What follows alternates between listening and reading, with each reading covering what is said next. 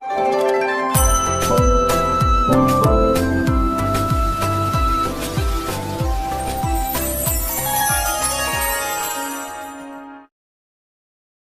जगन्नाथ मु दिवाकर दास आपण मानक प्रणाम करछि। एबे गैस्ट्रिक रो चिंता घरे घरे एक समस्या सृष्टि कलानी।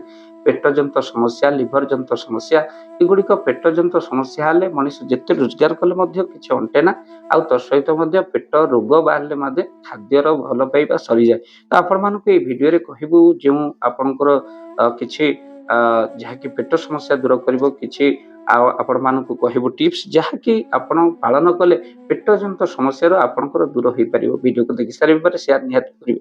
प्रथमत आप प्रचुर परिमाण रे दिन बेला आप पानी पिंतु। शोवा पूर्व अल्प पानी नख उषुम पानी करके पिंतु। सकाल किसी नख उषुम पानी आप पिंतु। बेसी गरम कि बेसी ठंडा पानी पीले जहाँ पेट जंत समस्या सृष्टि करें। द्वितीयत रात्रि समय आपण अधिक केबे भी भोजन करंतुनी, हल्का भोजन करंतु जहाद्वारा आपण पेट जंत समस्या दूर होते।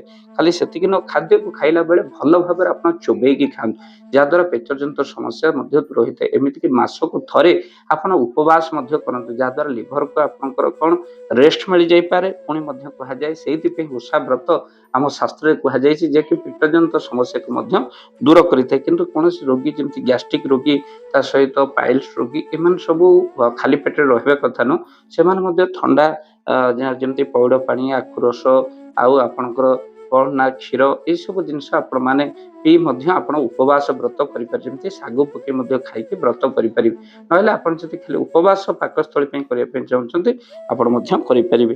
पानी को सबले बसी कर पीबार अभ्यास रखंतु जद्वारा धीरे धीरे आपन पेट जंत समस्या ता दूर हबो। तो सहित मध्य जदि आपण मन रखि थांतु किछि गजा बुट मध्य आपण सकाळ खाइबा आरंभ करि देन जहाँ पेट जंत समस्या मध्य दूर करिते। तो सहित जो मानक गैस्ट्रिक लागि रहउछि से माने त्रिफला जेमिति कि हरिडा, बाहाडा, अँला ये पानी को आपण प्रचुर परिमाण रे सकाळ आपण पियंतु जहाँ पेट जंत समस्या दूर करिवो। ता सहित मध्य आपण जुआनी को मध्य आपण पानी करी सकाळ जुआनी पानी सकाळ गोटे चमच आपण पीबार अभ्यास किछि दिन पर आपण गैस्ट्रिक देखिबे दूर हे चल। तो सहित आपण एक उपाय मध्य जो मानक गैस लागि रहउछि मात्र गोटे बेलपत्र आणंतु आ 5टी मरीच ता सहित सकाळ चोबे खाइबार खाली पेट अभ्यास करंतु। परीक्षा करी देखिबे साधारण कथाटी हेले मध्य आपनकर बहु उपकार आसी। गोटे त्रिशाखा बेलपत्र ता सहित 5टी मरीच सकाळ उठी चोबे खाइ दियंतु जहाद्वारा आपण गैस्ट्रिक जंत समस्या दूर होता अभ्यास करेंगे।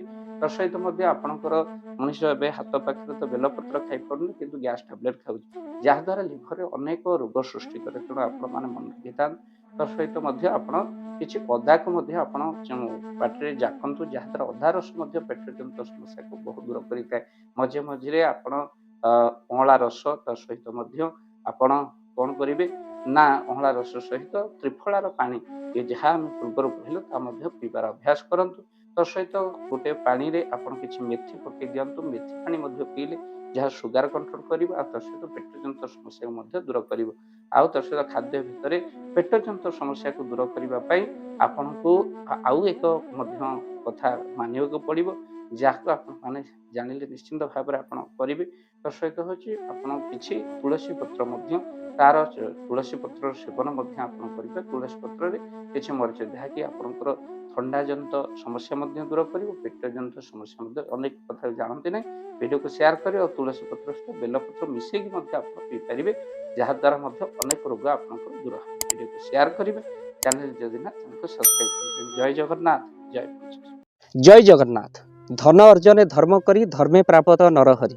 आपणक उपार्जित धन को जदि धर्म कार्य लगेबा पई चाहूचंती किछि असहाय असुस्थ व्यक्ति पाखरे आमे प्रतिदिन पहुँचू आउ किछि सहयोग करू। जदि आपणकर से गुंडुची मूषा भली दान सेही कार्य रे लागिबा पई चाहूचंती स्क्रीन रे चली ए नंबर रे एबे कॉल करंतु। आमे दबु आपनको फोन पे नंबर आपणकर जेतिकी समर्थ रहिछि बा सामर्थ्य अनुसार आपण प्रदान करिवे आपणकर अर्थ राशि। एबे आपण जानिके आनंदित हेबे गोटी एम्बुलेंस किना जाइछि केवल रोगी सेवा पई। जदि आपणकर किछि अर्थ से एम्बुलेंस पई आपण सहयोग करिबा पई चाहंती तो एबे कॉल करंतु एही नंबर रे। आपनको अशेष धन्यवाद। जय जगन्नाथ।